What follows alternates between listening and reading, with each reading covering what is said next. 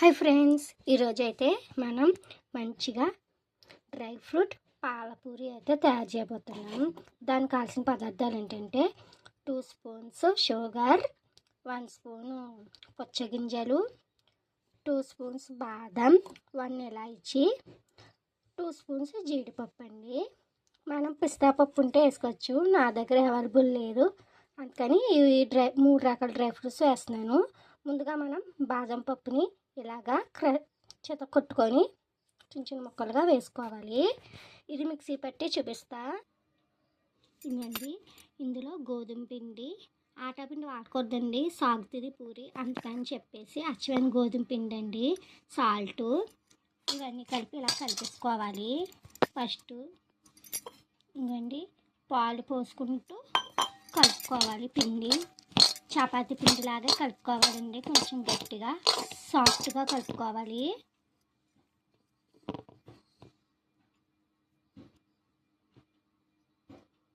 ఇదిగోండి, ఇలా అయితే పిండి మనం సాఫ్ట్గా కలుపుకొని పక్కన పెట్టేసుకోవాలి. ఇదిగోండి, పచ్చి పాలు వేసుకుని చిక్కటి పాలు ఉండాలి మనకి. ఇవ్వండి, ఇది 1 లీటర్ పాలు అయితే తీసుకున్నాను నా పూరి క్వాంటిటీకి బట్టి. మీరు ఎక్కువ పూరీస్ కావాలనుకుంటే ఎక్కువ పాలు తీసుకోవచ్చు, not an issue, no problem. ఇదైతే చంటి పిల్లలకి యమ్మీ ఫుడ్ అని చెప్పచ్చండి. ఎందుకంటే పాలు ఉంటాయి, గోధుమలు ఉంటాయి. గోధుమలు అయితే ఫైబర్, పాలు అయితే విటమిన్ కే విటమిన్, అన్ని విటమిన్స్ ఉంటాయి.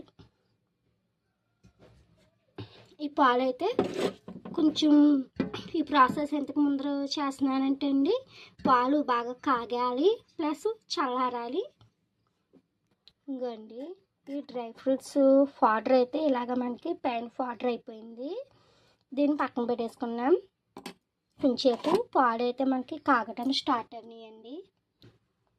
ఇది సంక్రాంతి స్పెషల్ డ్రై ఫ్రూట్ పాలపూరి అండి. చిన్నపిల్లలకి ఏముంది, డ్రై ఫ్రూట్స్ లడ్డు ఇచ్చిన, డ్రై ఫ్రూట్స్ పెట్టిన వద్దు అని చెప్పేసి చాలా మారం చేసేస్తారు.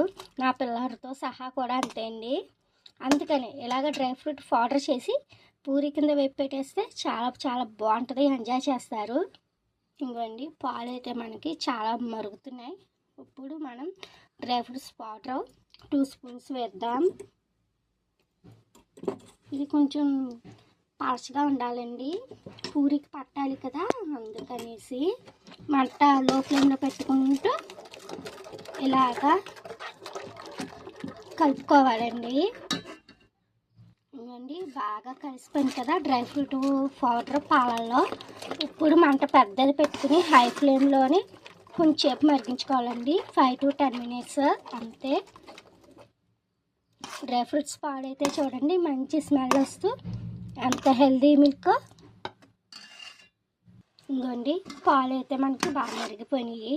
ఈ మాత్రం పలచగా ఉండాలండి, అప్పుడే మనకి పూరీకి అన్నది పడుతుంది. స్టవ్ ఆఫ్ చేసేసుకుంటున్నాను, నెక్స్ట్ ప్రాసెస్ చూపిస్తాను. ఇంకోండి, ఆయిల్ అయితే ఈ విధంగా కాగిపోయింది పూరి వేపటానికి. ఒక్కొక్క పూరి జాయిగా వేపుకుందాము.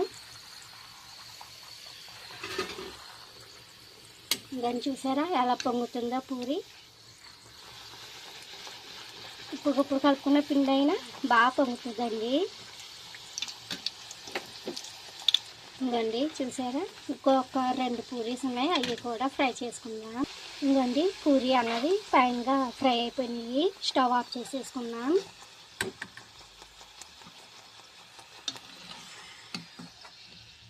ఇంకండి ఫైనల్లీ మన పూరీస్ అయితే మంచిగా పొంగుతూ ఈ విధంగా రెడీ అయిపోయినాయి. ఇప్పుడు మనం డ్రై ఫ్రూట్ పాలపూరి అనుకున్నాం కాబట్టి డ్రై ఫ్రూట్స్ పాలని అలా వేసుకోవాలి. ఈ డ్రై ఫ్రూట్స్ పాలు అనేది ముందర ప్రిపేర్ చేసేసుకోవాలండి, ఎందుకంటే చల్లారాలి కదా పాలు, అందుకనేసి. చూసారా, ఈ విధంగా కొంచెం వేసుకోవచ్చు. ఇదిగోండి, ఈ విధంగా మన డ్రై ఫ్రూట్స్ పాలపూరి అయితే రెడీ అయిపోయింది. ఇది మనకి వెంకటేశ్వర స్వామికి చాలా ఇష్టమండి ఈ డ్రై ఫ్రూట్ పాలపూరి అన్నది.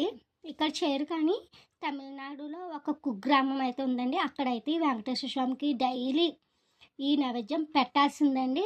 ఆ వెంకటేశ్వర స్వామి తినాల్సిందే, అంత ప్రాచీన కాలం నాటి డ్రై ఫ్రూట్ పాలపూరి అని నేను మీకు పరిచయం చేస్తున్నది.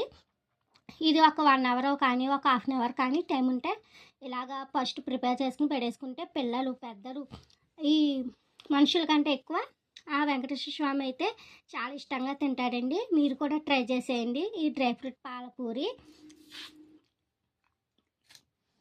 ఈ వీడియో నచ్చిందా? అయితే మన వెంకటదుర్గ యూట్యూబ్ ఛానల్కి లైక్ షేర్ సబ్స్క్రైబ్ చేసేయండి. నమస్తే ఫ్రెండ్స్, సబ్స్క్రైబ్ లైక్ షేర్ మర్చిపోకండి. బాయ్.